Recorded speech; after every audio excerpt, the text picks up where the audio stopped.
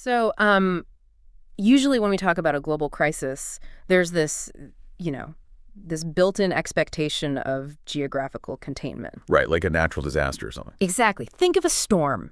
You track the hurricane on the weather radar, you stare at that little cone of uncertainty, and you know exactly where the damage is going to be. Yeah, and I mean, the impact is obviously devastating for the people in its path, but it is physically contained, right? It has borders. Yeah.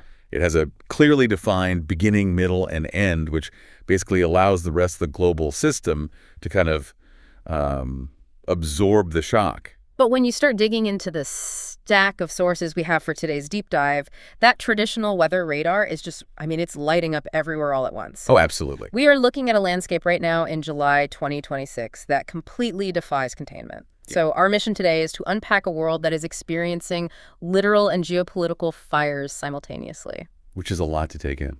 It's massive. We are diving into global financial reports from Fortune, Greece, and Wall Street, geopolitical briefings on the Middle East, and raw news dispatches from this exact moment. Right. We're going to explore how physical climate disasters, massive military escalations, shifting superpower alliances, and trillion-dollar corporate gambles in AI are all violently colliding. It's wild. It really is. And I think the defining characteristic of this moment is that the concept of an isolated event is just dead, like completely dead. Everything is connected. Exactly. The heat from a physical wildfire in southern Europe is actively altering the risk calculus on the trading floors in New York. Wow. And then that calculus is heavily influenced by drone strikes in the shipping lanes of the Red Sea. We're basically witnessing a cascading system failure where the boundaries between climate, war, and economics have entirely dissolved. Okay, let's ground this in the immediate, the physical reality before we get into the theoretical stuff. Look at Southern Europe right now. Right, the wildfires. Yeah. The scale of the devastation from these fires is just difficult to wrap your head around. We aren't just talking about some remote wilderness burning. No, not at all. In France, specifically, the Arc-en-Bay and Cap Ferret regions near Bordeaux, an area roughly the size of Manhattan, has been completely incinerated. Staggering. They've had to evacuate over 43,000 residents and tourists just from that area. And, the social displacement isn't isolated to France. Madrid has officially declared a state of emergency, which has pushed another 19,000 people out of their homes. Unbelievable. Yeah, and across the wider Mediterranean region, total evacuations have crossed the 200,000 mark. I was reading these dispatches and trying to visualize the sheer logistics of this. How does a modern society function when highly populated, popular tourist destinations suddenly require evacuations on the scale of an active war zone? It's a logistical nightmare, yeah. We are essentially watching a massive climate refugee crisis unfold inside Europe's own borders. Yeah, and the logistics are only the first layer of the problem. What we're really witnessing are the severe social consequences of extreme weather events, driven by an evolving climate crisis. Right. To understand the true impact, you have to look at the underlying mechanics of a modern state's budget. European governments are already grappling with incredibly high baseline energy costs. Oh, for sure. Now, you introduce a sudden, massive demand for emergency response resources. So they are suddenly forced to pay for what? Fleets of water bombers, emergency housing for hundreds of thousands of people. Exactly. And the complete reconstruction of regional power grids. Which means they are actively diverting capital away from long-term economic growth. Right. The money required to invest in technological innovation or public education or healthcare is quite literally going up in smoke just to maintain basic survival and public order. Wow. The physical environment is aggressively degrading the economic environment. And this massive drain on European state resources leaves them incredibly vulnerable to external shocks, doesn't it? Extremely vulnerable. Which brings us to a situation that is practically engineered to provide the biggest external shock possible. While Europe is desperate to stabilize its domestic borders, the Middle East is experiencing this explosive military escalation that threatens to sever the global supply lines those European economies completely rely on. The military developments in the Middle East over the last few weeks represent a fundamental shift in regional warfare. Okay, let's unpack this. Because following the coordinated assassination of Iran's supreme leader by U.S. and Israeli forces, the retaliation cycle has just gone into overdrive. It has. Our sources say the U.S. military has conducted 14 consecutive nights of airstrikes, hitting targets deep into sovereign Iranian territory. Right. We are talking about major military installations in places like Karamabad, Jask, and Avaz. And the scale of the U.S. and Israeli operations is clearly designed to aggressively degrade Iran's military infrastructure. They are specifically targeting their drone storage, coastal surveillance, and command capabilities. Basically to neutralize their ability to project power outward. Exactly. But the Iranian response completely flips the script on how power is projected. Instead of conventional military engagements, Iran's Revolutionary Guards are utilizing what our sources describe as an unprecedented asymmetric strategy. Okay, what does that mean in practice? Well, they are launching massive drone swarms at allied targets across multiple borders simultaneously. We're talking Kuwait, Jordan, Bahrain, and northern Iraq. Wow, all at once. All at once. And concurrently, the Israeli military is executing wide-scale operations in the West Bank. But perhaps most disruptively for the global system, Houthi rebels have declared a full naval blockade against Saudi Arabia in the Red Sea. Which is just a massive escalation. It's the absolute core of asymmetric warfare. Iran and its aligned groups understand they cannot match the U.S. or Israel in traditional air superiority or conventional firepower. Right, so they don't even try. Exactly, they don't try. By launching these highly decentralized drone swarms across sovereign borders and choking off critical maritime choke points like the Red Sea, they are proving a really dangerous concept. That a $1,000 piece of hardware can effectively paralyze a billion-dollar shipping lane. They are inflicting unacceptable economic pain on the entire global system, not just the specific nations dropping the bombs. It's basically weaponizing the globalized economy against itself. If a decentralized group can shut down the Red Sea, they don't just hurt the military they're fighting, right? They hurt every single nation that relies on those ships. Exactly. And a disruption of that magnitude forces the world's biggest players to either step in or take advantage of the chaos. Which is actively forcing a real-time realignment of the global world order. Yeah, the diplomatic shockwaves in our briefings are just intense. The U.S. president has issued direct public warnings to Beijing and Moscow to stay entirely out of the Iran crisis. Right. And on paper, Washington secured verbal assurances from both President Xi and President Putin that they will not supply weapons to Tehran. But beneath the surface of those handshakes, Russia and Iran are aggressively accelerating a 20-year strategic alliance they signed back in 2025. What's fascinating here is that 2025 agreement is the invisible architecture behind this entire crisis. Oh, so? Well, for decades, global flashpoints were largely managed, or at least heavily directed, by Washington or the G7. Right. But the era of the unipolar world, where one superpower could unilaterally dictate the terms of conflict resolution, is fracturing. We also saw this at the NATO summit in Ankara in July 2026, where they explicitly warned of a coordinated Russia, Iran, China, North Korea bloc. I want to challenge the actual weight of that fracture, though. Okay. Our sources note that this Russia-Iran alliance, along with the broader BRICS nations, is actively creating alternative platforms for everything from Arctic research to establishing tech standards, specifically to bypass Western sanctions. Right. But, like, if you are blocked from the Western banking system and you just build your own parallel bank, don't the sanctions become somewhat symbolic? Do Western sanctions even carry the same devastating weight they did 5 or 10 years ago? That is the defining question keeping Western policymakers awake at night. To understand this, you really have to look at the mechanics of a sanction. Okay.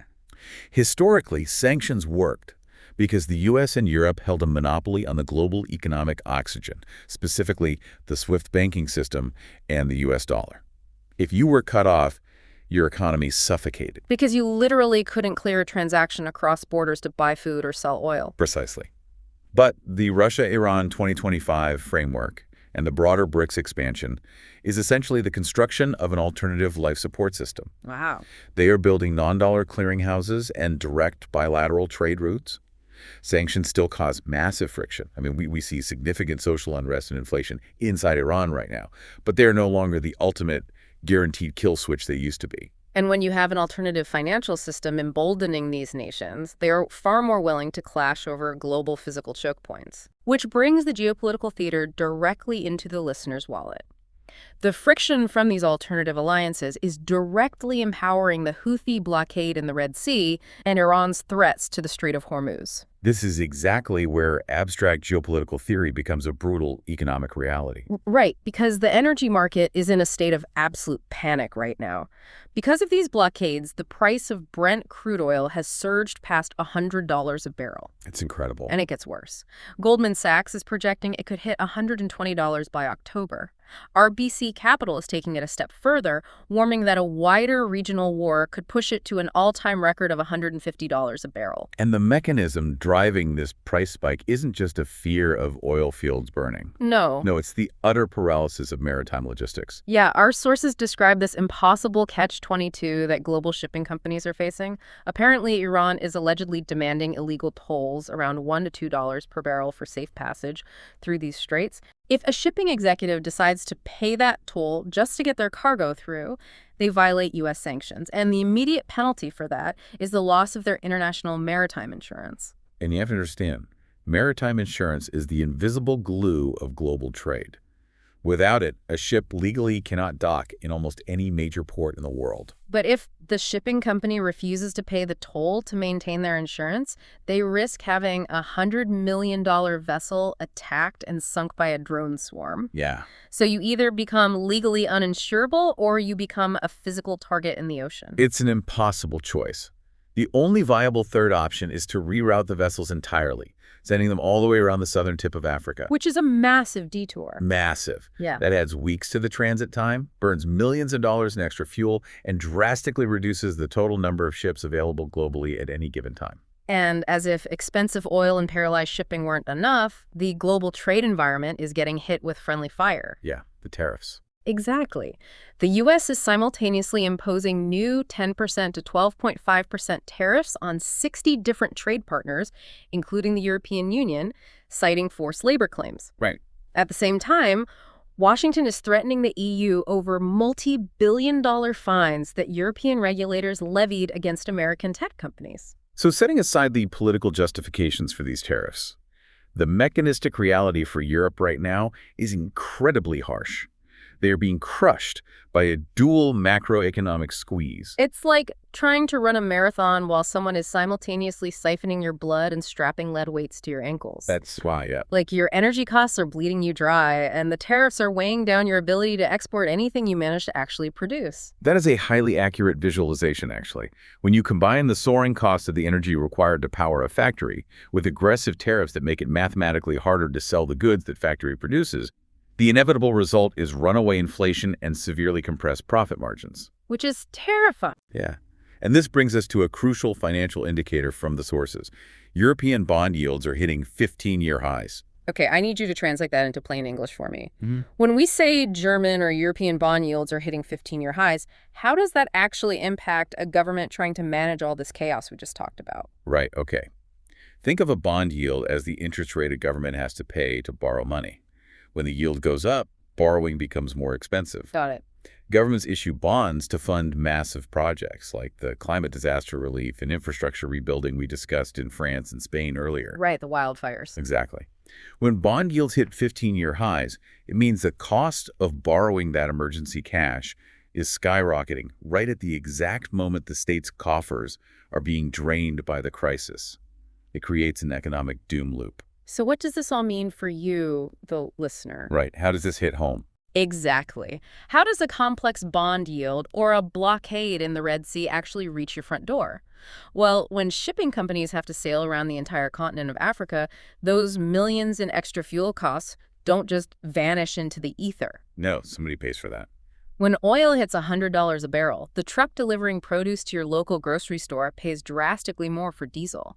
The tariffs, the tolls, the fuel, the insurance premiums, every single cent of that geopolitical friction is passed directly down the supply chain, and it inevitably shows up on your grocery receipt. Yeah. You are personally funding the cost of this global instability every time you buy a carton of eggs. Yeah, geopolitics is no longer a distant theoretical concept debated in think tanks. It functions as a direct, daily tax on your personal cost of living. But amidst this suffocating environment, while traditional economies in Europe are choking on energy costs and global shipping is paralyzed by drones and the cost of capital is skyrocketing, our sources reveal an incredibly jarring paradox. The tech spending. Repeated Yes. violations. The world's And it has wealthiest also said technology companies that are US burning can't be cash at a trusted on historic every unprecedented rate to essentially build an entirely new reality. And honestly, the shift from traditional macroeconomic struggles to the technology sector's current behavior Repeated is the violations, absolute and key to it has also understanding said where the global that system US is can't actually be heading. trusted on a Let's talk about this corporate gamble because Wall Street sources are tracking a recent $1 trillion wipeout in big tech valuations. Massive. Investors are absolutely panicking.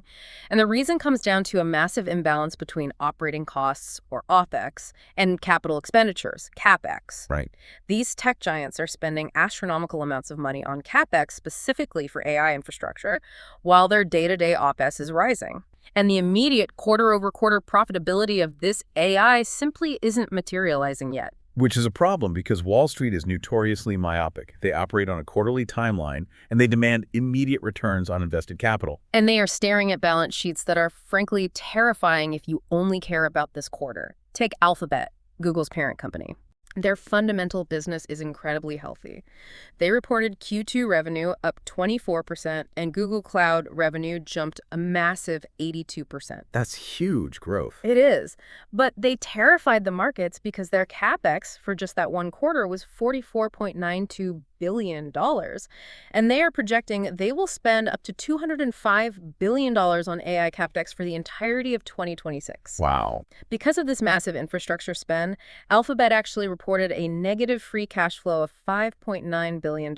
That's a huge pivot. Yeah, and Tesla is mirroring this. Their CapEx jumped 142% to $5.79 billion, also pushing them into negative free cash flow. When you aggregate the hyperscalers, Meta, Alphabet, Microsoft, and Amazon, they are projecting a combined $700 billion in AI CapEx. I mean, to contextualize that number, $700 billion is significantly larger than the entire GDP of many developed nations. Yeah, it's mind-blowing. And it is being deployed by just 4 corporations on essentially a single technological premise. Here's where it gets really interesting, though. To understand this, you have to look at what CapEx actually buys. They aren't spending $700 billion on software engineers. Right, they're not just hiring more people. No, they are buying physical reality. They are buying hundreds of thousands of specialized NVIDIA silicon chips. They are building massive climate-controlled data centers. They are literally securing nuclear power agreements to ensure they have the energy grid to run these facilities. Which is unbelievable. It's like big tech is spending billions to lay down the asphalt for a massive 100-lane superhighway before the cars to drive on it have even been invented. That's a perfect way to put it. And Wall Street is standing on the shoulder of this empty mega highway, looking at the bill for the asphalt and just screaming about the lack of toll revenue. Exactly. Are these companies digging their own graves by burning cash this fast, or is there something they see that Wall Street doesn't? Are they the only ones actually preparing for the future? Well, if we synthesize this massive tech spend with the geopolitical and physical fires we just discussed, the logic behind the $700 billion becomes chillingly clear. The physical world, human-led supply chains, traditional military alliances, legacy energy grids, is currently failing under pressure. The new reality of global defense and economic resilience is entirely reliant on the autonomous technology these exact companies are building. So it's the lesson learned from the drone swarms in the Red Sea and the battlefields in Ukraine. Precisely. The war in Ukraine proved definitively that cheap, agile, AI-driven technology can systematically dismantle incredibly expensive traditional military platforms. Right. The global defense industry is undergoing a tectonic shift. It is transitioning away from being a closed-loop hardware system dominated by slow-moving defense contractors. It is rapidly becoming an agile tech platform. Wow. This new defense ecosystem requires the rapid software iteration of a Silicon Valley startup integrated with the sheer industrial mass of traditional manufacturing. So when Microsoft and Alphabet are spending $700 billion on AI data centers, they aren't just trying to build a faster search engine or like a better customer service chatbot. Not at all. They are actively building the foundational compute power that will drive the autonomous logistics, the cybersecurity grids, and the drone defense systems for the next generation of national security. Exactly. In a world that is rapidly fragmenting into competing geopolitical blocks, technological supremacy isn't just a business advantage anymore. It is the fundamental basis of national security. Right. The corporations that own and control the foundational layer of AI infrastructure will become the indispensable pillars of whatever new global order emerges from this chaos. So they're playing the long game. A very long game, Wall Street is panicking over short-term cash flow, but these tech executives are playing an existential, decades-long game.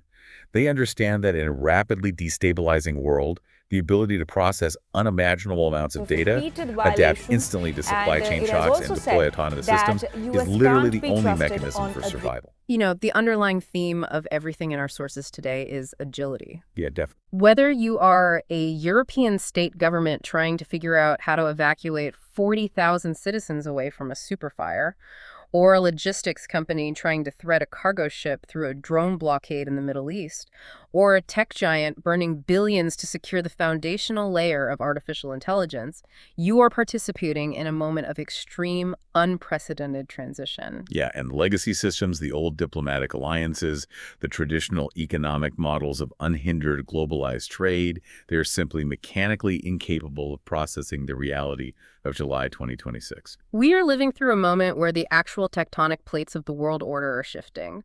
The climate crisis is rewriting the physical map of where humans can safely live. Localized asymmetric warfare is rewriting the map of global trade and resource distribution. Yeah. And Silicon Valley is attempting to rewrite the very nature of intelligence and defense infrastructure. Agility, the capacity to pivot instantly when the baseline rules of reality change, is the new global currency. If you cannot adapt, whether you are a sovereign nation state or a multinational corporation, the system will simply leave you behind. It demands a complete recalibration of how we measure risk, value, and resilience in our daily lives. And that brings us to a final thought, something for you to mull over after you take off your headphones today.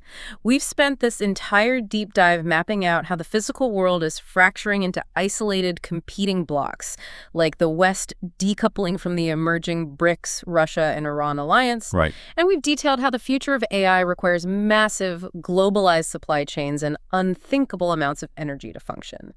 So if these two massive trends violently collide, wait, are we heading toward a splinter net of AI? Oh, that is a profound structural question. Think about the mechanics of it. Yeah. Will the fundamental intelligence, the guardrails, and the actual capabilities of the AI that you use in your daily life soon depend entirely on which geopolitical bloc manufactured the chips and provided the training data? It's very possible. Will a Western-trained AI give you a fundamentally different interpretation of reality, history, or economics than an AI trained on a BRICS-aligned data center? As the physical borders of the world harden and trade routes close, the digital borders of intelligence might just be the next thing to lock down. The very technology engineered to synthesize human knowledge could mechanically become the ultimate tool of cognitive division. Thank you so much for joining us on this deep dive. The world is moving faster than ever, and it is crucial to keep looking past the raw statistics, to understand the mechanics of the world around you, and to never stop questioning the narrative. We'll catch you on the next one.